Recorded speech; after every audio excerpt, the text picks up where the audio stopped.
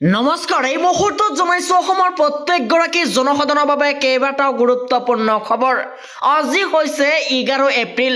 আজিৰ দিনটোৰ অসমৰ কেইবাটাও গুৰুত্বপূৰ্ণ খবৰ এই মুহূৰ্তত জনাইছো। আমাৰ প্ৰথম নম্বৰ খবৰটোলৈ ৰাজ্যত বতৰে লৈছে কালৰূপ।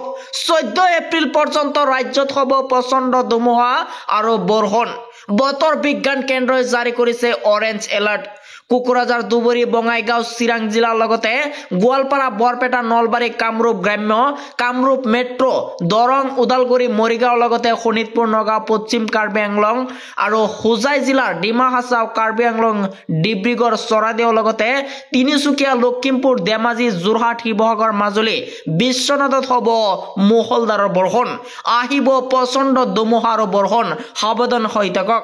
এই মুহূৰ্তত জনাইছো আমাৰ দ্বিতীয় নম্বৰ খবৰটোলৈ। আমাৰ দ্বিতীয় নম্বৰ খবৰতে আছে ডাঙৰ খবৰ। চৰকাৰী গড় নোপোৱা লাখ লাখ লোকৰ বাবে আহি গৈছে এক ডাঙৰ খবৰ। হাতত মাত্ৰ 5টা দিন বাকী আছে।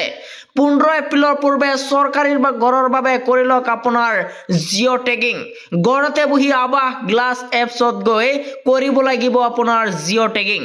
প্ৰথমতে আপুনি মোবাইল আৱাস প্লাছ এপছ ডাউনলোড কৰিব লাগিব। ইয়াৰ পিছত এপছত গৈ কৰিব লাগিব সম্পূৰ্ণ নথিপত্ৰৰ কাম। এপছত অন কৰাৰ পূৰ্বে সাজু কৰক মাত্ৰ 4বিধ নথিপত্ৰ। এখন ৰঙীন ফটো, বৰ্তমান আপুনি থকা কেঁচাগড়ৰ এখন ফটো দিব লাগিব।